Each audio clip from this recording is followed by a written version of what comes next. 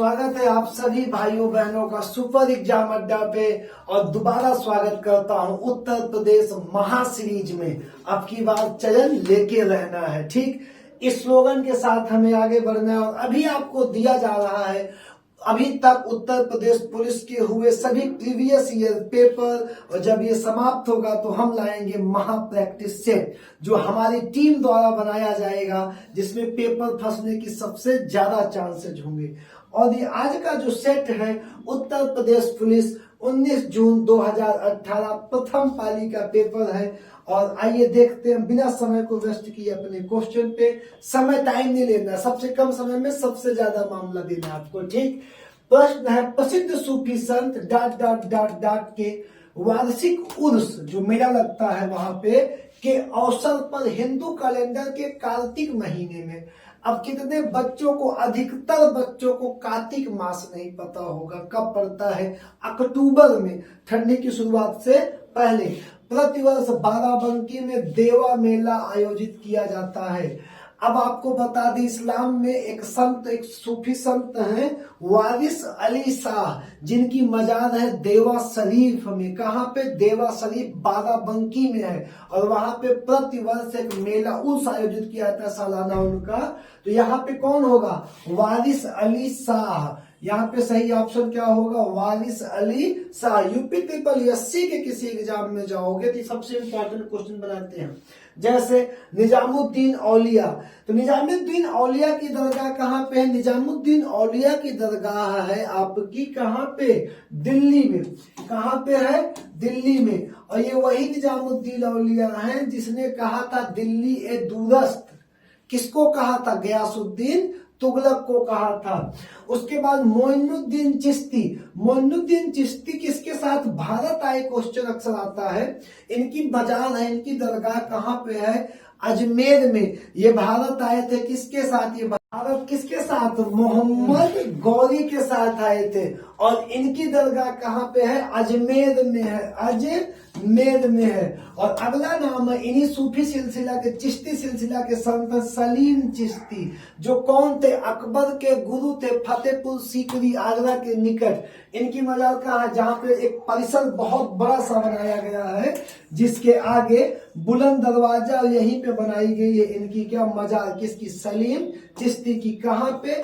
फतेहपुर सीकरी में, ठीक। अगला प्रश्न हमारा, अगला प्रश्न है, मध्य प्रदेश में खेती की कृषि विधि, खेती करने की जो कृषि विधि है झूम कृषि को डॉट डॉट भी कहते हैं। अब मैं बताऊं कितने बच्चों को झूम कृषि पता ही नहीं होगा। झूम की कृषि हमारे उत्तर प्रदेश के अधिकतर स्थानों पे नहीं होती है। होती कहाँ है? विंध्याचल एरिया में, जहां पे पहाड़ी है, ढालनुमा स्थान है। कैसा स्थान है? ढालनुमा। और यहाँ पे छोटे छोटे खेतों को ऊंचाई से नीचे की तरफ बनाया जाता है और क्यारी में खेती की जाती है। उसे क्या कहते हैं? झूम कृषि को क्या कहते हैं? रोका, पेंडा, करुआ और दहिया। तो सही ऑप्शन होगा एमपी में झूम कृषि को दहिया कहा जाता है, दहिया। अगला प्रश्न होगा, 17वीं सदी के दौरान इब्राहिम आदिल शाह सेकंड द्वारा लिखी गई कौन सी निम्नलिखित पुस्तक, जिसमें क्या हिंदू देवी देवताओं एवं मुस्लिम सूफी संतों के गुणगान से संबंधित गानों का संग्रहण है? गीत गोविंद नहीं, पदशाह नामा नहीं, मुंतख्वाबुल तवारीख नहीं, किताबे नौरस। किताबे नौरस की रचना इब्राहिम आदिल शाह सेकंड ने की थी, जो दक्खनी भाषा में है। दक्खनी भाषा में है। किस भाषा में है? दक्खनी भाषा में है। इस किताब में 59 कविताएं हैं, 59 कविताएं हैं और 17 दोहे हैं, 17 दोहे हैं, जिसको किसने लिखा? इब्राहिम आदिल शाह ने लिखा है। अगला प्रश्न है हमारा, डॉट डॉट डॉट एक उपकरण, साधारण उपकरण है, पता नहीं क्या, ठीक, जिसका प्रयोग जंगली घास को हटाने, यहाँ पे अगर हम कर दे काटने तो समझ लोगे ना, और मिट्टी को ढीला करने, खोदने, सेम शब्द है, को ढीला करने के लिए किया जाता है। ढेकली, फावड़ा, राहट, मोठ, ये क्या है? फावड़ा। मिट्टी को ढीला करने और घास को काटने के लिए प्रयोग किया जाता है। तो ढेकली क्या है, रहट क्या है, मोठ क्या है? ये सभी प्राचीन काल की सिंचाई विधियां हैं। क्या है? सिंचाई विधियां हैं मेरे भाई। ठीक, आगे आते हैं। निम्नलिखित में से कौन से दक्षिण अमेरिकन देश में वर्ष 2000 में पानी की जलापूर्ति के निजीकरण के विरुद्ध में पानी युद्ध हुआ था? भैया सन 2000 में एक उत्तरी अमेरिका में एक देश है बोलीविया। कौन सा देश है? बोलीविया। वहां पे युद्ध हुआ था, जल युद्ध। कौन सा युद्ध हुआ था मेरे भाई? युद्ध हुआ था जल युद्ध हुआ था। क्यों हुआ था? क्योंकि वहां की सरकार ने नगर पालिका को पानी भेजने से मना कर दिया और वह पानी एक प्राइवेट कंपनी, निजी कंपनी को दे दिया गया भेजने के लिए, जिसका वह मोटा धन चार्ज कर रहा था, जिसके लिए वहां की जनता सड़कों पे आ गई, जिसे जल युद्ध के नाम से जाना जाता है। अगला प्रश्न है हमारा, राष्ट्रमंडल मानव अधिकार पहल CHRI का मुख्यालय डॉट डॉट में स्थित है। राष्ट्रमंडल मानव अधिकार पहल का जो मुख्यालय है वो भारत के नई दिल्ली में स्थित है। कहाँ स्थित है? भारत के नई दिल्ली में स्थित है। निम्नलिखित में से कौन सा देश भारतीय राज्य उत्तर प्रदेश से सीमाएं साझा करता है? अभी ये बताओ, जवाब देने वाला क्वेश्चन है। इसका जवाब तुमको तो हर बच्चे को पता है, नॉर्मल बच्चे को पता है। चीन के साथ कभी नहीं भारत उत्तर प्रदेश नहीं करेगा।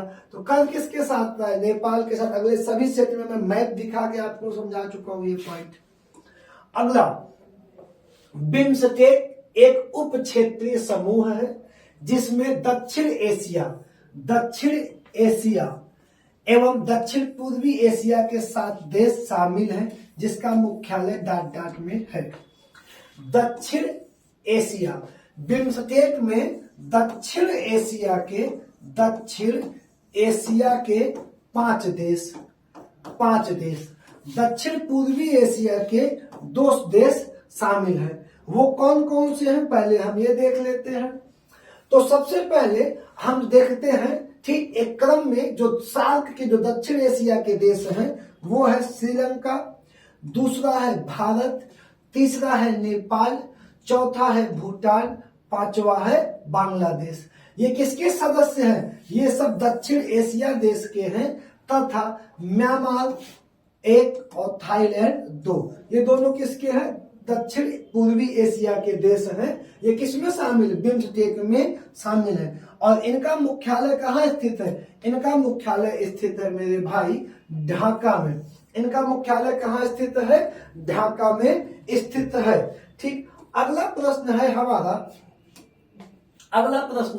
माल एवं सेवाएं कर। हर सेट में जीएसटी नई लागू हुई थी, हर सेट में पेपर क्वेश्चन आया है। पर संसदीय संशोधन बिल को किस राज्य ने सर्वप्रथम अनुमोदित किया? किस राज्य सबसे पहले पास कर दिया था? तो सबसे पहले यूपी, महाराष्ट्र, बिहार, असम। जीएसटी को सबसे पहले किस राज्य ने पास किया था? असम ने पास किया था। किसने पास किया था मेरे भाई?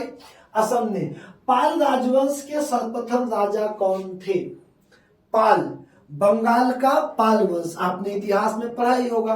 तो पाल के जो पहले राजा थे वो कौन थे? गोपाल। दूसरे राजा थे धर्मपाल। दूसरे राजा कौन थे? धर्मपाल। और तीसरे राजा थे देवपाल। ये सब पाल के राजा थे। तो पाल का जो संस्थापक था वो भी गोपाल है। कौन है? संस्थापक भी गोपाल है। ठीक है, अगला प्रश्न हमारा कौन सा है?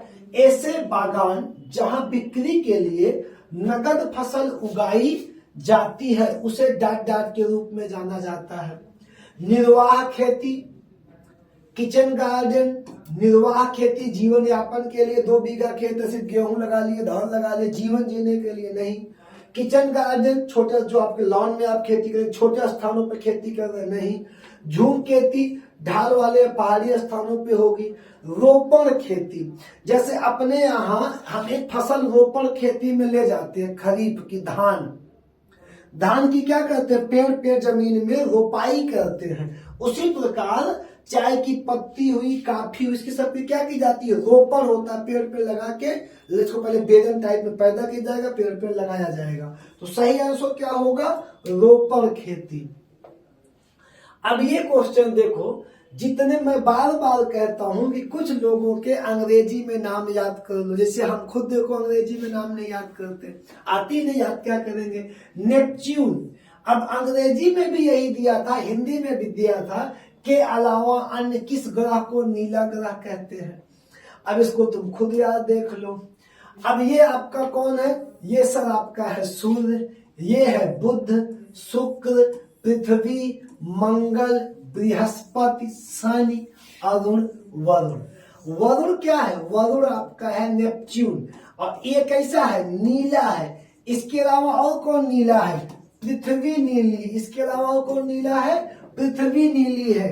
तो अब आप आ जाएंगे, किस पे टिक करेंगे, पृथ्वी पे टिक कर देंगे। ठीक है, अगला क्वेश्चन है हमारा मेरे भाई, सर्वप्रथम किस देश ने महिला को मतदान देने की अनुमति प्रदान की। विश्व में सबसे पहले महिलाओं को मतदान देने की अनुमति न्यूजीलैंड ने दिया था। ऑस्ट्रेलिया महाद्वीप का देश को न्यूजीलैंड ने दिया था। ठीक है, आगे बढ़ते हैं।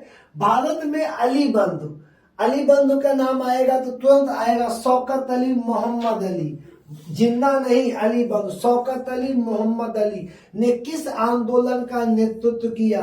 ठीक, ब्रिटिश जब भारत पे कब्जा किए उसी समय जब विश्व युद्ध का सीन चल रहा था, तो तुर्की में जो खलीफा होते थे वहां पे ब्रिटिश ने खलीफा के पद को समाप्त कर दिया। किसके पद को, खलीफा को पद को। तो खलीफा का पद बचाने के लिए भारत में एक आंदोलन शुरू हुआ था, खिलाफत आंदोलन, जिसका प्रारंभ किए शौकत अली और मोहम्मद अली जिन्ना, जिसका नेतृत्व बाद में गांधी जी किए। और खिलाफत आंदोलन का नेतृत्व गांधी जी ने किया, इसका विरोध किसने किया था, मोहम्मद अली जिन्ना ने किया था। ये क्वेश्चन पेज में आया हुआ था। अगला, भारतीय संविधान के कौन सा भाग लिखा है, क्या है, 4 है ना यार, बताओ 5 क्या है, बताओगे 4 में डाट का हर सेट में एक क्वेश्चन बता दिया, भाग कर रख लेना। मूलभूत अधिकार नहीं, डीपीएसपी सही है ना, ये डीपीएसपी। ठीक, संघ की न्यायपालिका भाग 5 में जाएगा, संसद भाग 5 में जाएगा, मूलभूत अधिकार मूल कर्तव्य भाग 3 में चला जाएगा, सॉरी अधिकार, हाँ भाग 3 में चला जाएगा, तो ये चला जाएगा भाग 4 में। अगला प्रश्न, काली मिट्टी को डाट कहते हैं। 100 बार पढ़ाया हूं, काली को रेंगुर और दोमट का अगला नाम क्या होगा, बांगर, खादर बांगर। एक नाम यहाँ पे आएगा तुमको खादर और बांगर जो है ये दोमट मिट्टी के भाग है, लेकिन काली का क्या है, रेंगुर है। ठीक, आगे बढ़ते हैं। अगला प्रश्न हमारा क्या है, सरदार वल्लभ भाई पटेल किस योग तकनीक विश्वविद्यालय। इनका कहना है कि यह विश्वविद्यालय सरदार वल्लभ भाई पटेल किस विश्वविद्यालय, तकनीकी विश्वविद्यालय उत्तर प्रदेश के किस राज्य में है। तो ये किसी विश्वविद्यालय लखनऊ में है। कहाँ पे है, लखनऊ में है। अगला प्रश्न आप जो आएगा ये आपके समझ के बाहर होगा, आपको अभी तक किसी ने नहीं पढ़ाया है, और ना तो हमने भी नहीं पढ़ाया, बहुत 30 मार्क का हमने पढ़ाया, लेक्चर में नहीं पढ़ाया है। इन रिपोर्टों को हमने नहीं पढ़ाया है। मानव अधिकारों की सार्वभौमिक घोषणा यूडीएचआर के अनुच्छेद 4 में, यूडीएचआर के अनुच्छेद 4 में डाट का विवरण प्रस्तुत किया गया। सबसे पहले बेटा तुमको ये जानना है क्या है यूडीएचआर क्या है। सबसे पहली बात ये आएगी तुम्हारे सामने, universal declaration of human rights. संयुक्त राष्ट्र सभा द्वारा अपनाया गया यह एक अंतरराष्ट्रीय दस्तावेज है। संयुक्त राष्ट्र सभा द्वारा अपनाया गया या एक अंतरराष्ट्रीय दस्तावेज है जो मनुष्य के अधिकारों और स्वतंत्रता को सुनिश्चित करता है। इसमें 1 से लेके 30 तक अनुच्छेदों को दिया गया है। आपको आज तक इसके बारे में किसी ने कहीं जानकारी नहीं प्रोवाइड कराई है।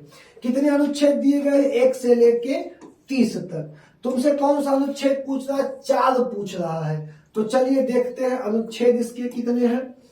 ठीक, अब ये देखिए अनुच्छेद 1 से 2 गरिमा, स्वतंत्रता, समानता, बुनियादी अवधारणाओं को, ये क्वेश्चन 2 बार हो चुका है। अनुच्छेद 3 से 5 अन्य व्यक्तिगत अधिकारों की स्थापना करते हैं, जैसे जीवन का अधिकार, गुलामी और यातना का निषेध। इसकी शॉर्ट ले लेना। अब ये क्या है? 6 से 11 मानव अधिकारों की मौलिक वैधता का उल्लेख करता है, जिसका उल्लंघन होने पर उनकी रक्षा के लिए विशिष्ट उपाय का उल्लेख किया गया है। आपसे कौन सा पूछा गया है? 4 पूछा गया है। 3 से 5 अन्य व्यक्तिगत अधिकारों की स्थापना करते हैं, जैसे जीवन का अधिकार और गुलामी और यातना का निषेध। यहाँ पे क्या है? शिक्षा का अधिकार, निजी संपत्ति का अधिकार, विवाह का अधिकार। तो गुलामी से स्वतंत्रता, इसमें तुम कौन सा ऑप्शन मारोगे? गुलामी से स्वतंत्रता। लेकिन मेरे प्यारे भाई इसका स्क्रीनशॉट तुम जरूर ले लो। एक बार मैं हट जा रहा हूं, जिससे इसको तुम लिख लेना। अगली बार कभी यूपीपी यूपीएसआई में आए आपके लिए तो आप जान लो कि universal declaration of human rights क्या होता है, कितने अनुच्छेद हैं, उनको कैसे बांटा जाता है। ठीक, चलिए आगे चलते हैं। अगला प्रश्न है, किस भारतीय गैर सरकारी संगठन को, भारत का संगठन है लेकिन गैर सरकारी है, पारिस्थितिकी अस्थायी कृषि आदर्श नमूना के संवर्धन के लिए संयुक्त राष्ट्र विकास कार्यक्रम यूएनडीपी 2017 का इक्वेटर पुरस्कार प्रदान किया गया है? किसे इक्वेटर पुरस्कार प्रदान किया गया है, जिसको कौन देता है? यूएनडीपी द्वारा दिया जाता है। किसे दिया गया है? स्वयं शिक्षा प्रयोग को। ये एक प्राइवेट या एक गैर सरकारी संगठन है, भारत का निजी संगठन, एक समूह है जिसको इक्वेटर पुरस्कार 2017 दिया गया था। ये करंट में भी क्वेश्चन जाएगा। ठीक, अगला प्रश्न है हमारा प्रश्न नंबर 33, हिंद स्वराज नामक पुस्तक के लेखक कौन है? अब हिंद स्वराज जब नाम आता है तो लोग तुरंत ज्यादा से ज्यादा बाल गंगाधर तिलक पे चले जाते हैं, और यही पे इनका गलत हो जाएगा। ये होगा मोहनदास करमचंद गांधी, मोहनदास करमचंद गांधी। अगला आपका होगा 6ठी सदी बीसी, 6ठी शताब्दी बीसी के दौरान उत्तर प्रदेश के किन क्षेत्रों को छेदी कहा जाता था? आप 16 महाजनपद पढ़े होंगे, वहां पे छेदी और या चेदी दो यही सेम है। ये किस एरिया को कहा जाता था? जिस एरिया को मध्य राजपूत काल में जजाक भुक्ति कहा गया है, बुंदेलखंड को, उसी को क्या कहा गया है? चेदी कहा गया है। अवध, कौशल का प्रांत जो था अवध में था। उज्जैन का प्रांत अवंती में था, जो आपका अयोध्या, श्रावस्ती सब अवध में था। और आज जो बिहार और पश्चिम बंगाल का बॉर्डर है, भागलपुर आसपास एरिया अंग में हुआ करती थी। ठीक, अगला प्रश्न है, मौर्य राजवंश के अंतिम शासक कौन थे? तो मौर्य राजवंश के अंतिम शासक थे मेरे भाई कौन? ये थे दूसरे, चंद्रगुप्त थे पहले, ये थे तीसरे, और ये थे अंतिम। और इनकी हत्या किसने की थी? किसने? पुष्यमित्र ने। और मौर्य के नाम पे नए वंश की नींव डाली थी, शुंग वंश की नींव डाली थी। किसकी नींव डाली थी? शुंग वंश की नींव डाली थी। प्राचीन भारत में जमदाग्नि ऋषि का आश्रम जमनिया में था। कहाँ पे है? जमनिया। अब जितने लड़के गाजीपुर जिले के होंगे, गाजीपुर, बलिया, जमनिया घूमने जरूर आए होंगे। पूर्वांचल में ये जमनिया घाट है, कहाँ पे? गंगा के किनारे, गाजीपुर पे। गाजीपुर का हर लड़का वहां घूमने जरूर गया होगा। जो ऐसे हम लोग कहा गए सीताकुंड, उसी प्रकार जो कि वर्तमान उत्तर प्रदेश में डॉट जिले में है। कहाँ है भैया? गाजीपुर में है। अब आपको बता दें भैया, जैसे आप इनका नाम नहीं सुने हैं, किनका नाम नहीं सुने हैं? जमदग्नि का। लेकिन ये बताइए, अगर हम इन्हीं के नीचे लिख दे परशुराम, क्या लिख दे? परशुराम। अब बताइए किस ब्राह्मण वंशी को इसका नाम नहीं पता? ब्राह्मणों के कुल के सबसे बड़े देवता कौन थे? परशुराम। अब परशुराम के पिता कौन थे? जमदग्नि। कौन थे? परशुराम के पिता थे। कहाँ पे इनका आश्रम था? गाजीपुर में। और गाजीपुर में एक गवर्नर जनरल का मकबरा था, लॉर्ड कॉर्नवालिस का। अगला, राजा हर्षवर्धन ने भद्र विहार नामक ज्ञान के लिए वृहत केंद्र की स्थापना की।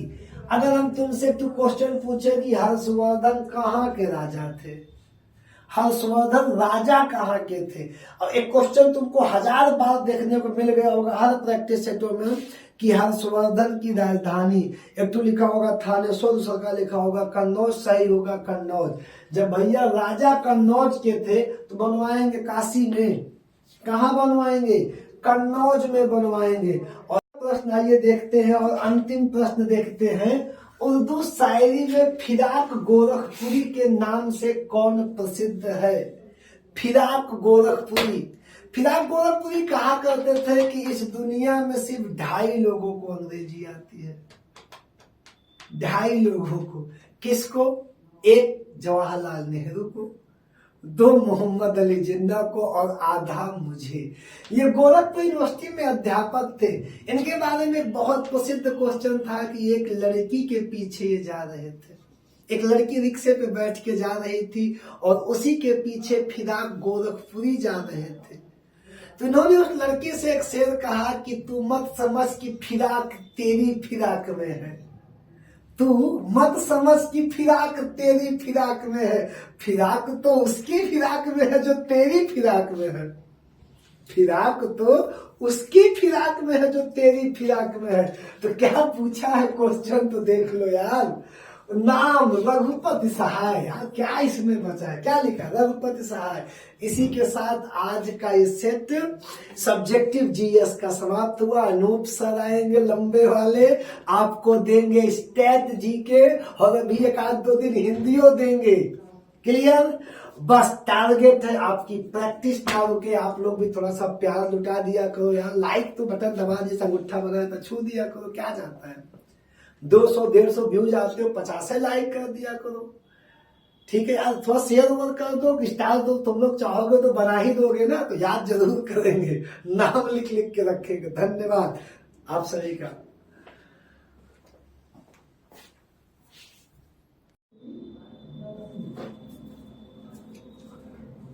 नमस्कार दोस्तों, आपका हमारे चैनल सुपर एग्जाम अड्डा में स्वागत है। मैं अनूप। आप लोग अभी जीएस का सेट सॉल्व कर रहे थे, 19 जून 2018 का फर्स्ट शिफ्ट का पेपर।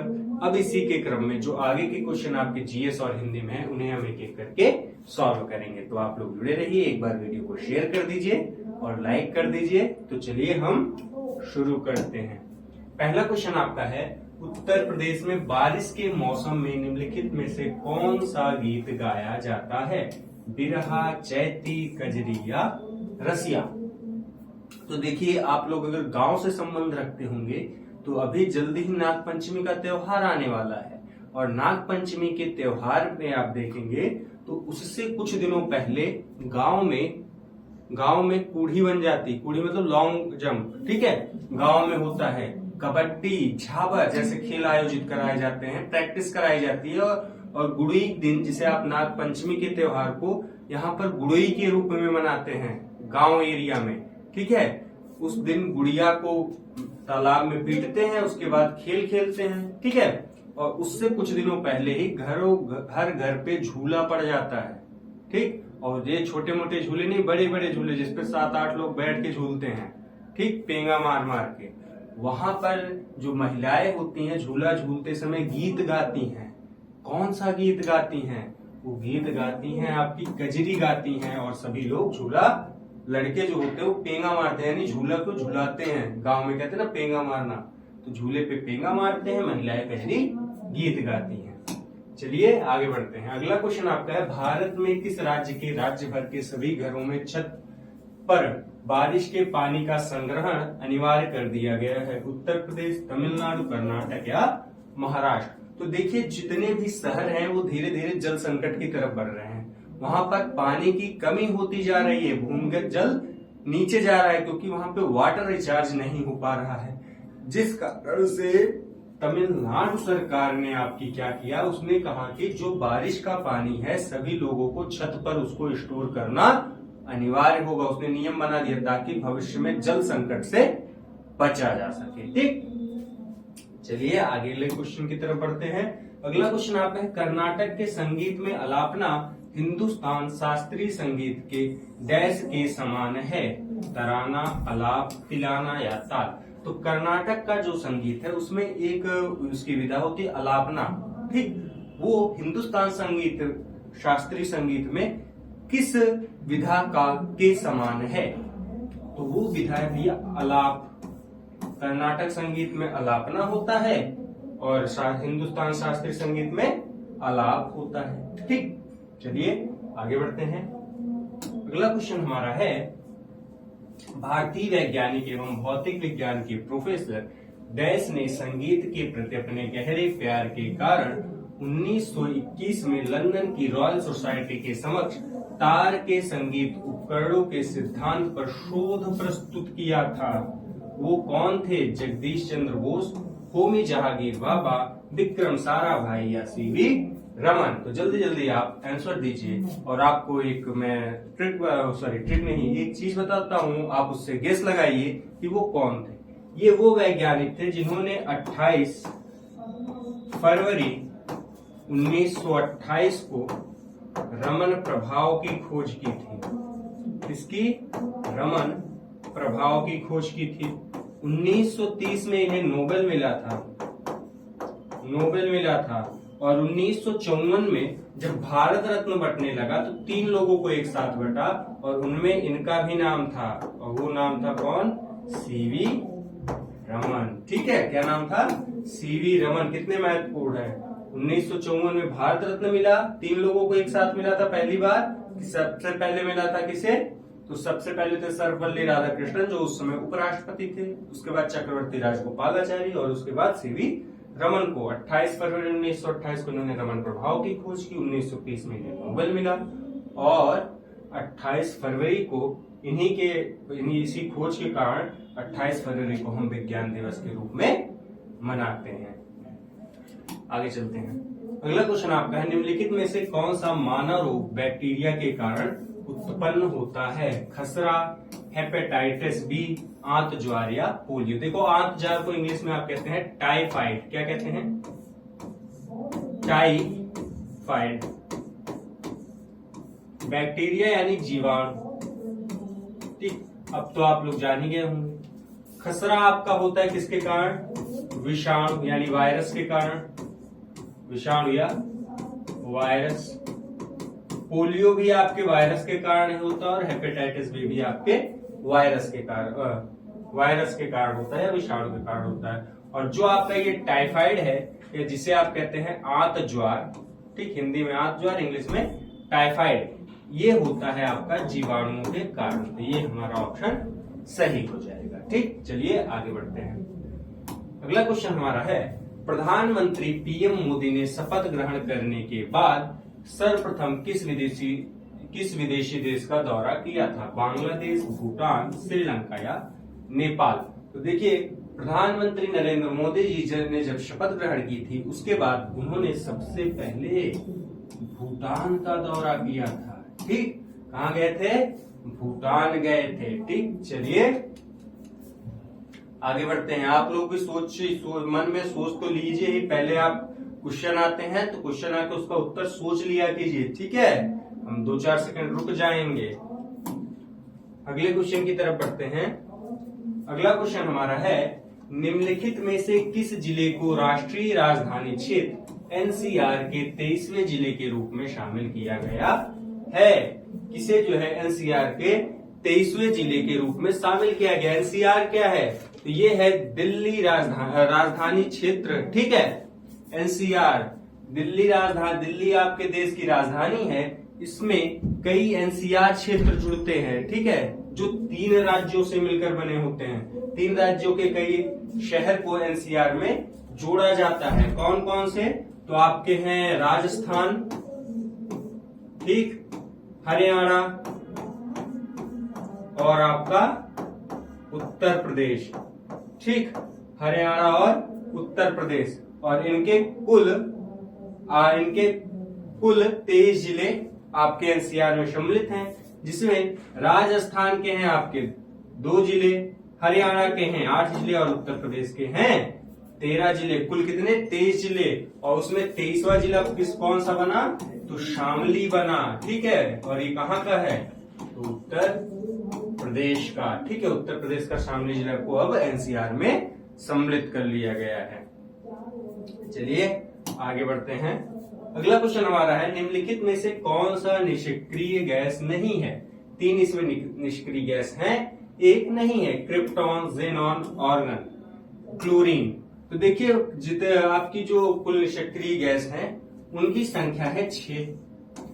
6 क्यों है? सॉरी, ये निष्क्रिय गैस क्यों है? इन्हें नोबल गैस क्यों कहते हैं? क्योंकि इनके बाह्य कोश में इलेक्ट्रॉनों की संख्या पूरी होती है। ये ना किसी से अपक्रिया करते हैं ना कुछ करते हैं। इनमें आपकी 3 जो है वो है क्रिप्टॉन, आर्गन, जेनॉन। क्लोरीन आपकी निष्क्रिय गैस नहीं है। और बाकी 3 कौन कौन सी हैं?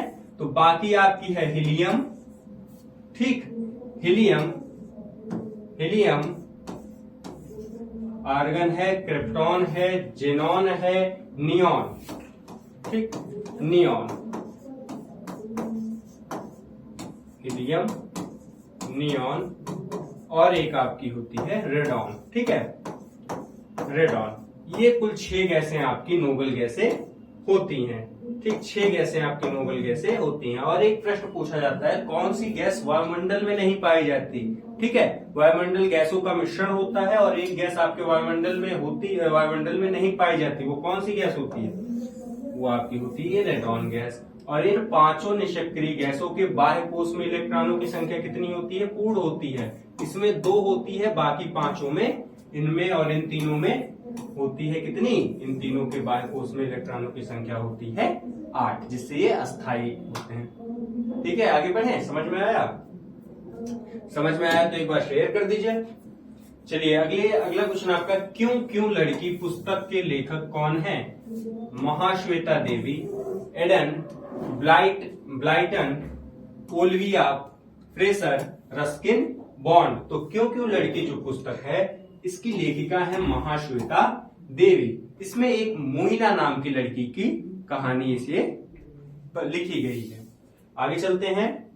अगला क्वेश्चन हमारा है, डैश गुलाबी गैंग की संस्थापक उत्तर प्रदेश एवं मध्य प्रदेश में स्थित सामाजिक संगठन है जो महिला कल्याण एवं सशक्तिकरण हेतु कार्य करता है। ठीक है, गुलाबी गैंग की संस्थापक सीधा सीधा पूछ रहा है। गुलाबी गैंग महिलाओं पर होने वाले अत्याचार के खिलाफ एक सामाजिक संगठन है जो महिलाओं पर हो रहे अत्याचार का विरोध करता है। और इसे गुलाबी गैंग क्यों कहा जाता है? क्योंकि इस संगठन की सभी सदस्य क्या हैं? महिलाएं हैं और वो गुलाबी रंग की साड़ियां पहनती हैं, इसलिए इसे गुलाबी गैंग नाम से इन्होंने रखा है। और इसकी जो संस्थापक हैं वो कौन है? संगीता पाल देवी, शीला पाल देवी, संपत पाल देवी या मिशी चौधरी। तो जल्दी जल्दी बताइए आप। तो इसकी संस्थापक है संपत पाल देवी। कौन है? संपत पाल देवी। चलिए, और ये कहाँ की हैं पूछ लिया जाए तो ये बांदा की हैं। ठीक है, और इस संगठन की स्थापना कब हुई? 2006 में इन्होंने की। चलिए आगे बढ़ते हैं। अगला क्वेश्चन हमारा आपका है, मुरादाबाद डैश के कार्य हेतु प्रसिद्ध है और उसने विश्व भर में हस्तकला उद्योग में अपना आला स्थान बनाया है। तांबा, हीरा, स्टील या पीतल। तो मुरादाबाद किस हस्तकला के लिए प्रसिद्ध है? पूछा प्रश्न आपसे है। तो आपका मुरादाबाद आपने पिछले सेट में भी किया है। मुरादाबाद आपका प्रसिद्ध है किसके लिए? पीतल के लिए। ठीक है, पीतल नगरी कही जाती है मुरादाबाद को। आगे चलते हैं। अगला क्वेश्चन आपका है, प्रकाश वर्ष किसका मापन करता है?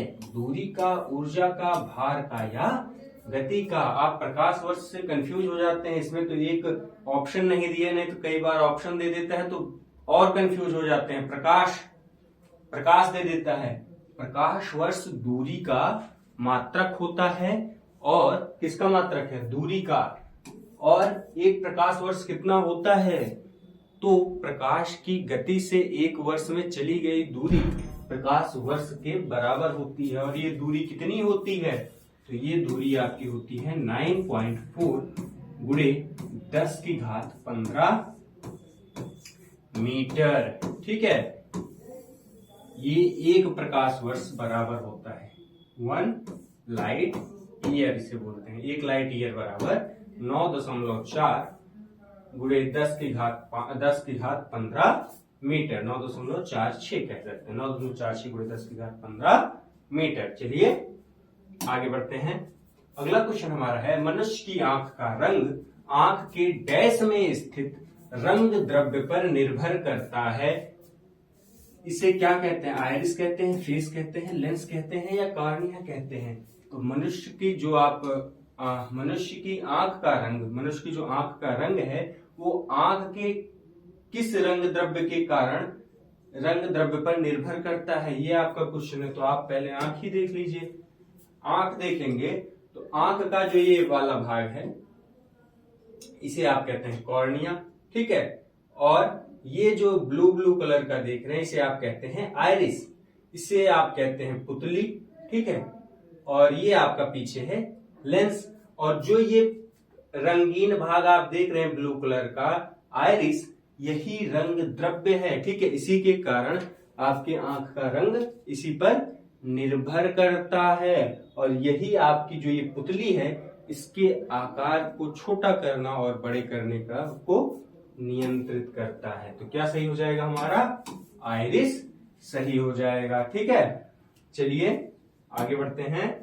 अगला क्वेश्चन आपका है, नाक काटना। नाक काटना मुहावरे का अर्थ है खून बहना, नुकसान होना, इज्जत करना या बदनामी होना। जल्दी जल्दी आप आंसर दीजिए। और अभी आप सबने कई लोगों ने बताया होगा बदनामी होना। ठीक, बदनामी होना, लेकिन इसका सबको कॉमन नंबर मिला था क्योंकि इसके चारों के चारों ऑप्शन आपके गलत हैं। नाक काटना है, नाक कटवाना। ठीक, नाक काटना, नाक कटवाना का अर्थ होता है बदनामी होना। ठीक, नाक काटना का अर्थ होगा बदनामी कराना। बदनामी, नाक काटना का होता है बदनामी करना, सॉरी काटना है बदनामी करना। बदनामी करना अर्थ होता है मुहावरे का अर्थ, और इसमें बदनामी होना है। नाक बदनामी होने का मुहावरे का अर्थ होगा नाक कटना। ठीक, नाक कटना, और ये नाक काटना। देखिए एक मात्रा का अंतर है और अर्थ बदल गया है, इसलिए आपको आयोग ने इस पर सभी को कॉमन नंबर दिया था। ठीक, चलिए आगे बढ़ते हैं। अगला क्वेश्चन आपका है, काला अक्षर भैंस बराबर लोकोक्ति का सही अर्थ है? पढ़ा लिखा ना होना, विद्वान होना, मूर्ख होना या पढ़ा लिखा होना। तो आप सभी को समझ में आ गया होगा। आपके काला अक्षर भैंस बराबर का अर्थ होता है पढ़ा लिखा ना होना। कि मेरे लिए तो सभी लिखे हुए अक्षर काला अक्षर भैंस बराबर हैं। ठीक है, जो पढ़ा लिखा नहीं होता उसी को कहा जाता है कि तुम्हारे लिए सभी काला अक्षर भैंस बराबर। ठीक, आगे चलते हैं। अगला क्वेश्चन आपका है, अद्भुत रस का अस्थाई भाव है? क्रोध है, विस्मय है, भय है, उत्साह है। तो क्रोध का अस्थाई भाव क्या होता है? क्रोध का अस्थाई भाव आपका होता है रौद्र रस का। उत्साह अस्थाई भाव किसका है? तो वीर रस का। भय किसका है? भयानक का, भयानक रस का। और अद्भुत रस का अस्थाई भाव क्या है? अद्भुत रस का है आपका विस्मय। ठीक है, चलिए आगे बढ़ते हैं। अगला क्वेश्चन है आपका, सोरठा के प्रथम चरण में कितनी मात्राएं होती हैं? तो आप जानते हैं, ऑप्शन देख लेते पहले, 10, 12, 11 और 13। आप देखेंगे सोरठा छंद कैसा छंद है? तो अर्ध सममात्रिक छंद है। अर्धसम मात्रिक छंद है, यानी इसकी चरणों में आधे में समान मात्राएं होंगी। सोरठा छंद में चरण कितने? तो 4 चरण। और पहले और तीसरे में कितनी मात्राएं? पहले और तीसरे में कितनी मात्राएं? तो पहले और तीसरे में 11 मात्राएं। दूसरे और चौथे में कितनी मात्राएं? 13 मात्राएं। तो क्या सही हो जाएगा हमारा ऑप्शन बी 11। ठीक है, सोरठा अर्धसमात्रिक। सोरठा छंद कैसा है? तो अर्धसमात्रिक छंद है। इसके 4 चरण, पहले तीसरे में 11 और दूसरे और चौथे में 13 मात्राएं। आगे चलते हैं। अगला क्वेश्चन आपका है, कौन सा शब्दालंकार नहीं है? अनुप्रास, श्लेष, रूपक या यमक। तो देखिए, आपका जो ये अनुप्रास अलंकार है ये शब्दालंकार है, यमक भी शब्दालंकार है, श्लेष भी शब्दालंकार है, रूपक आपका अर्थालंकार है। अनुप्रास, यमक और श्लेष अलंकार ये सभी शब्दों से काव्य की शोभा बढ़ाते हैं और रूपक अलंकार आपके अर्थ के द्वारा काव्य की शोभा बढ़ाता है। ठीक, चलिए आगे बढ़ते हैं। अगला क्वेश्चन आपका, दंत्य ध्वनि है वह कौन सी ध्वनि है जो दंत से निकलती है? अब आपको सिंपल सा, अगर आपको इसे पता करना है तो एक एक वर्ड बोलिए, देखिए कहां से आवाज आ रही है। सिंपल, जैसे खा है तो बोलिए खा, खा। दांत का प्रयोग कर रहे हैं? नहीं कर रहे हैं। बोलिए चा, चा। दांत का प्रयोग कर रहे हैं? नहीं कर रहे हैं। बोलिए फा, फा। दांत का प्रयोग कर रहे हैं? नहीं कर रहे। बोलिए ला, ला, ला। दांत का प्रयोग कर रहे हैं? हाँ। तो ला हमारा क्या है? दंत ध्वनि है। ठीक, और आपको इससे भी याद होगा, अपु विसर्जनीय नाम कंठा, यानी आ और क वर्ग के सभी वर्ण क्या हैं? कंठ होते हैं।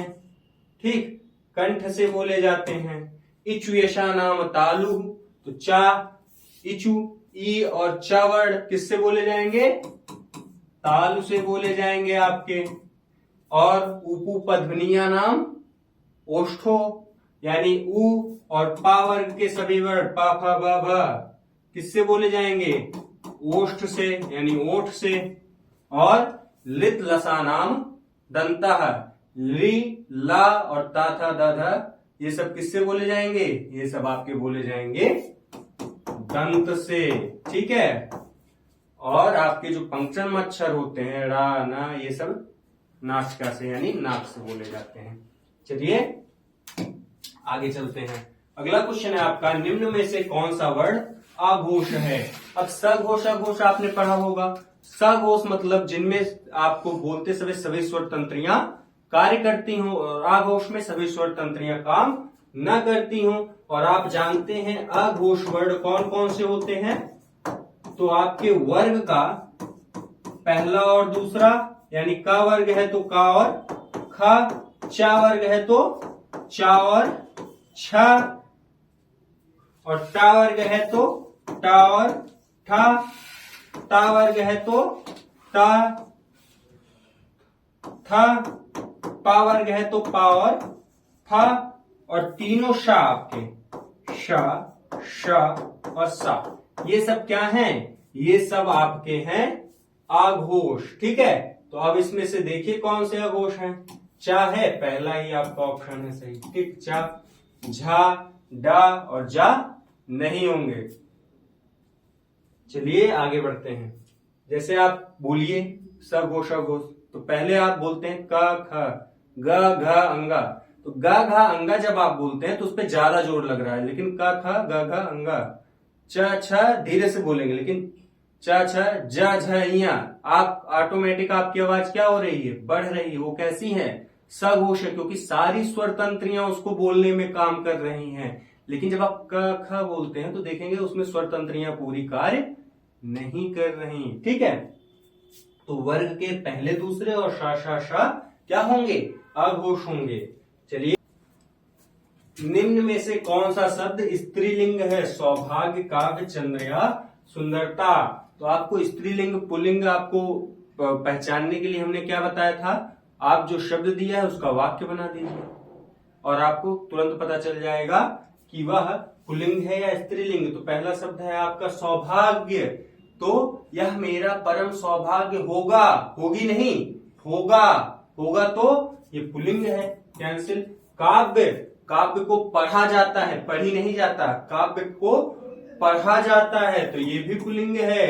आपको चंद्र को देखा जाता है, चंद्र को देखा जाता है, ठीक, चंद्र को देखते हैं तो ये भी क्या है, पुल्लिंग है। सुंदरता, बचा यही, तो यही आपका क्या है, स्त्रीलिंग है, ठीक है। चलिए आगे बढ़ते हैं। अगला क्वेश्चन आपका है, निम्न में से कौन सा शब्द पुल्लिंग है? आशा, गरिमा, सागर या आज्ञा। चलिए फिर वही रूल, क्या करना है, बस वाक्य बनाना है। आशा की जाती है, की जाती है, स्त्रीलिंग। गरिमा पूर्ण होती है, गरिमा, यह बहुत ही गरिमा की बात है, ठीक है। ये क्या होगा, ये आपका स्त्रीलिंग होगा, ठीक। अगला क्या है, अगला आपका है आज्ञा, दी जाती है, तो ये भी क्या हो जाएगा, ये भी आपका स्त्रीलिंग हो जाएगा। सागर बड़ा है, सागर क्या है, बड़ा है, तो ये आपका क्या हो जाएगा, पुल्लिंग हो जाएगा। आगे बढ़ते हैं। अगला क्वेश्चन है, किस शब्द का प्रयोग सदा बहुवचन में होता है? गाय का, बहन का, लता का, लता का लताएं होता है, बहन का बहने होता है, गाय का गाय होता है, लेकिन दर्शन का दर्शने नहीं होता, ठीक है। दर्शन खुद ही में क्या है, बहुवचन शब्द है, ठीक है। और कुछ शब्द होते हैं जो सदा बहुवचन होते हैं, जैसे आपके प्राण है, बहुवचन, सदैव बहुवचन रहेगा। आंसू है, सदैव बहुवचन रहेगा, ठीक है। एक मिनट, आंसू है, ये क्या होगा, सदैव बहुवचन होगा, ठीक है। आगे आपका होंठ है, ऊंट, ये क्या होगा, बहुवचन होगा। दर्शन है, बहुवचन होगा। दाम है, ये सदैव क्या है, बहुवचन होंगे। आगे चलते हैं। अगला क्वेश्चन आपका है, अगला क्वेश्चन आपका है, निम्नलिखित में सर्वनाम है, सर्वनाम है, यह मनुष्य, सभा, हिमालय, तो कौन सर्वनाम होगा, मनुष्य संज्ञा है, हिमालय संज्ञा है, सभा संज्ञा है, यह आपका सर्वनाम है, ठीक है। यह क्या है, सर्वनाम है। अगला क्वेश्चन आपका, निम्नलिखित में विशेषण बताना है, यानी कौन संज्ञा और सर्वनाम की विशेषता बताएगा, उस शब्द को खोजना है। तो बल, वृद्धि, नया, शीतलता, जल्दी बताइए कौन सा होगा, जल्दी बताइए आप लोग कौन सा होगा। तो नया, शीतलता आपका विशेषण नहीं है, बल विशेषण नहीं है, वृद्धि विशेषण नहीं है, और नया, यह वस्तु नई है, वस्तु की विशेषता कौन बता रहा है, नया बता रहा है, तो नया क्या हो जाएगा, सही हो जाएगा। आगे बढ़ते हैं।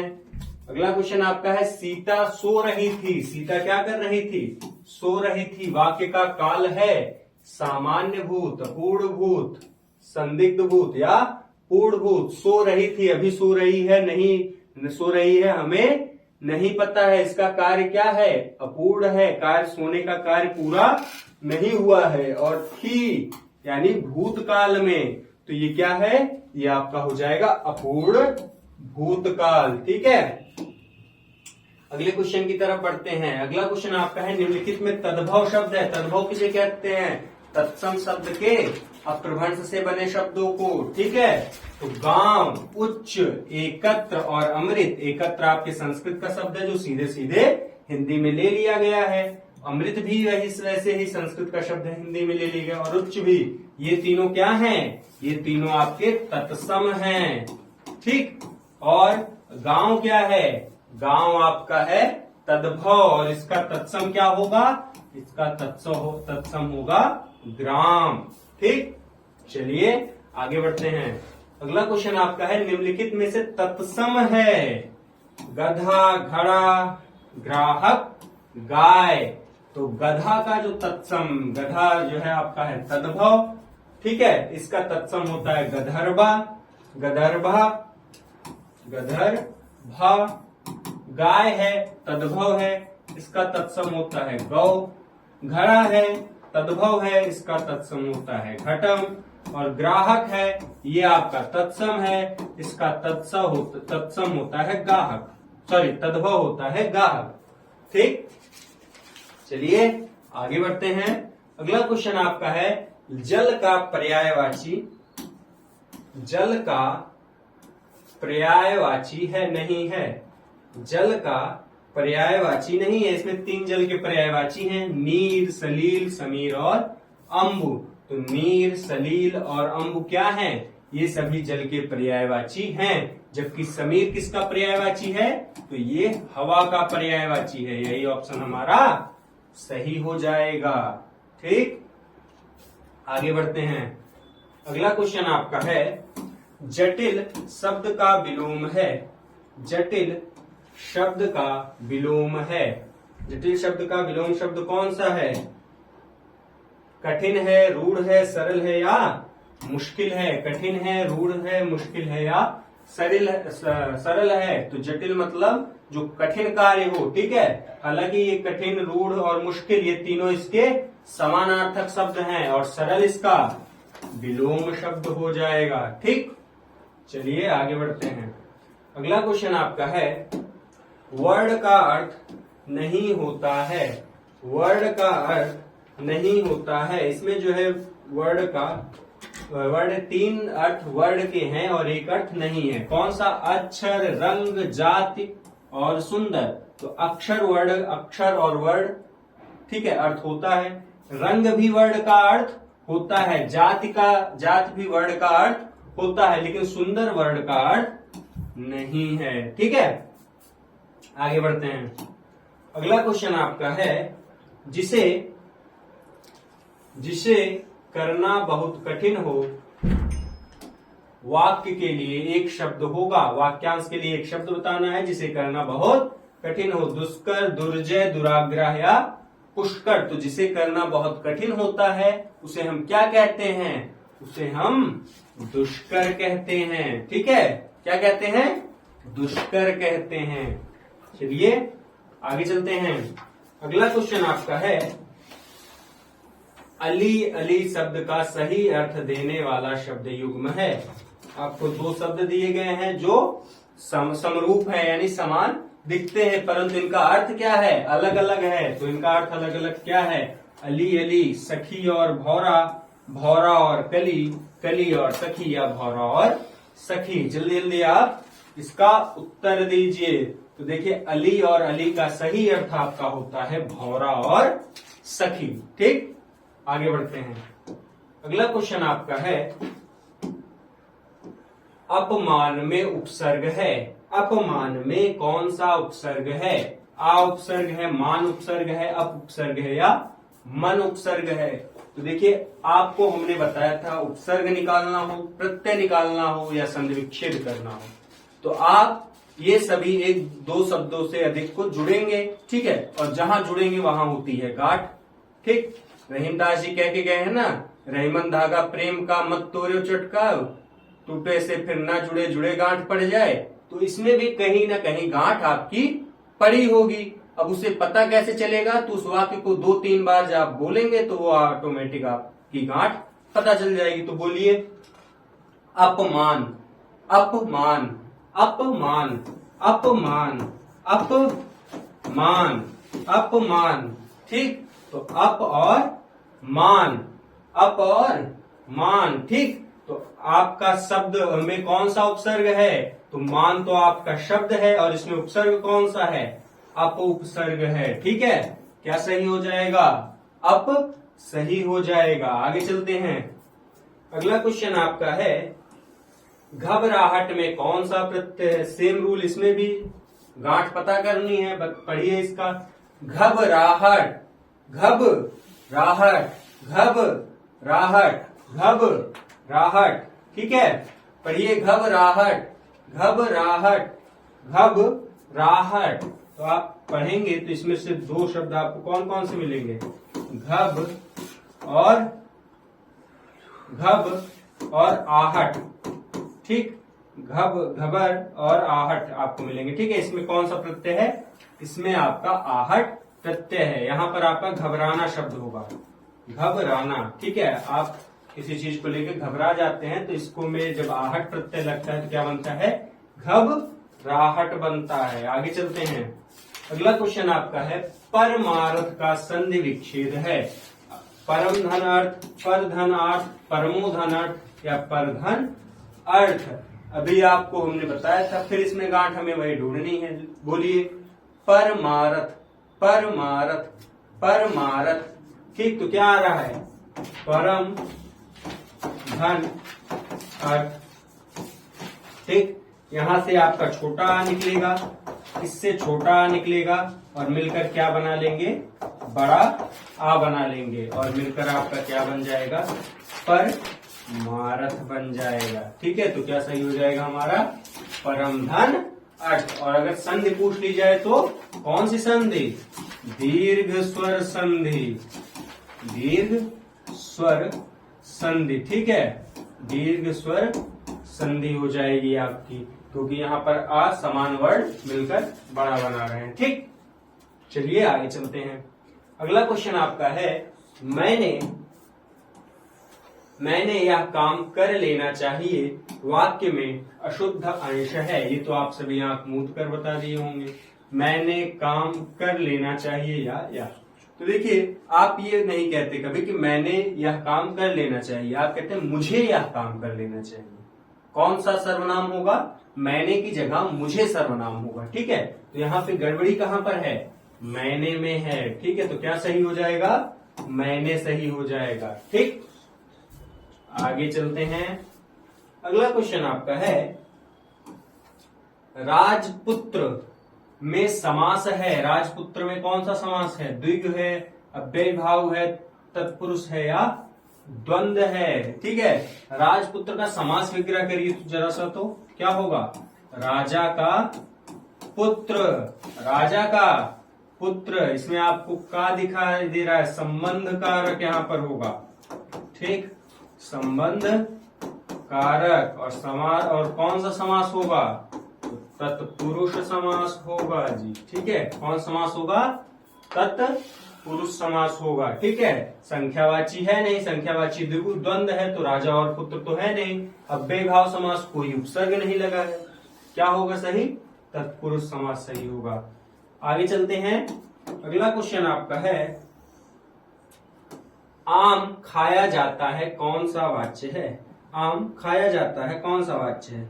अभी तक आपके 2-3 सेटों में लगातार पूछा था वाच्य के कितने प्रकार हैं, तो हम जानते हैं वाच्य के 3 प्रकार हैं। कौन कौन से, कर्तृवाच्य, कर्मवाच्य और भाववाच्य। कर्मवाच्य, कर्तृवाच्य और भाववाच्य। कर्तृवाच्य में कर्ता की प्रधानता होती है, तो देखिए इसमें कर्ता की प्रधानता नहीं है। कर्मवाच्य में आपके कर्म की प्रधानता होती है। आम खाया जाता है, किस पे ज्यादा जोर दिया जाता है, खाने पर, कर्म पर।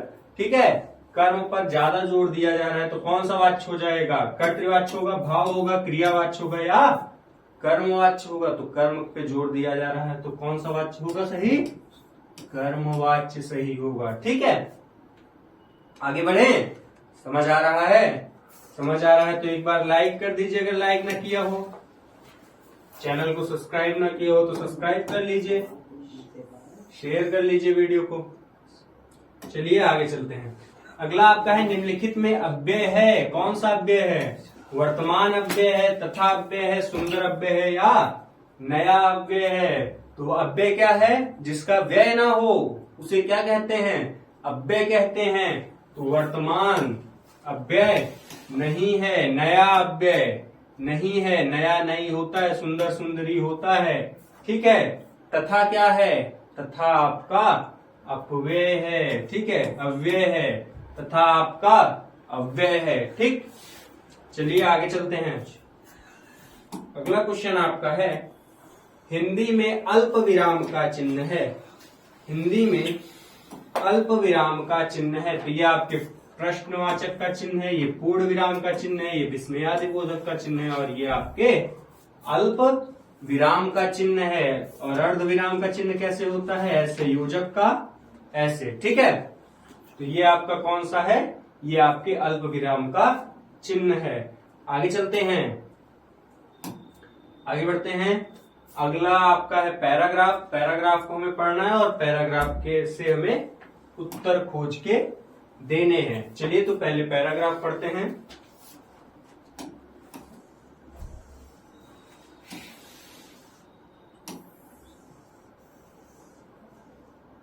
चलिए इसे हम पढ़ते हैं।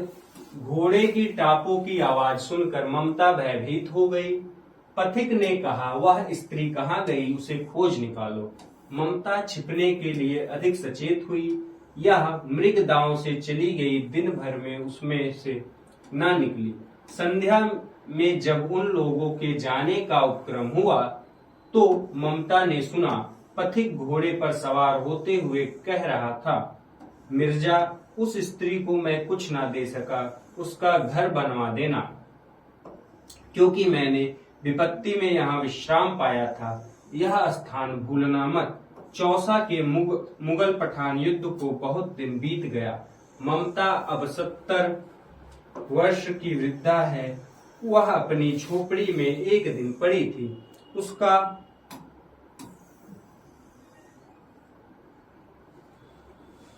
उसका जीर्ण कंकाल खांसी से गूंज रहा था। ममता ने जल पीना चाहा। एक स्त्री ने सौंपी से जल पिलाया। सहसा एक अश्वारोही झोपड़ी के द्वार पर दिखाई पड़ा। मिर्जा ने जो चित्र बनाकर दिया था इस जगह का होना चाहिए। बुढ़िया मर गई होगी। अब किससे पूछूं कि एक दिन शहंशाह हुमायूं ने किस छप्पर के नीचे विश्राम किया था। ठीक है, अब इस गद्यांश के आधार पर हमें इन प्रश्नों के उत्तर देने हैं। पहला प्रश्न आपका है, निम्नलिखित में से बुढ़िया को क्या नहीं था? बुढ़ापा, कमजोरी, सामर्थ्य या खांसी। तो जल्दी जल्दी आप इसका आंसर दीजिए। तो देखिए, बुढ़िया थी तो बुढ़ापा था, कमजोरी आपने पढ़ा था, खांसी उसे आ रही थी लेकिन सामर्थ्य नहीं था। तो यही ऑप्शन हमारा क्या हो जाएगा? सही हो जाएगा। ये तीनों क्या हो जाएंगे? गलत हो जाएंगे। ठीक, बुढ़ापा, कमजोरी और खांसी गलत, सामर्थ्य सही। चलिए अगले क्वेश्चन को देखते हैं। अगला क्वेश्चन हमारा है 68 नंबर का।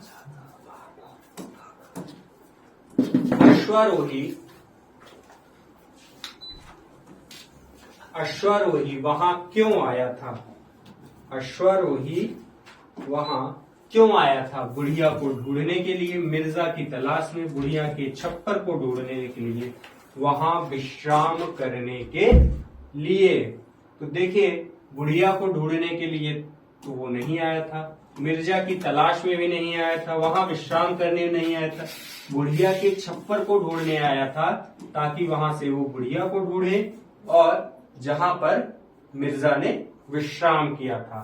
ठीक है, आगे बढ़े। अगला क्वेश्चन आपका है, गद्यांश में पथिक किसे कहा गया है? गद्यांश में पथिक किसे कहा गया है? मिर्जा को, ममता को, हुमायूं को, मुगल योद्धा को किसे कहा गया है? तो गद्यांश में पथिक कहा गया है आपके हुमायूं को। किसे कहा गया है? हुमायूं को कहा गया है, क्योंकि अफगान और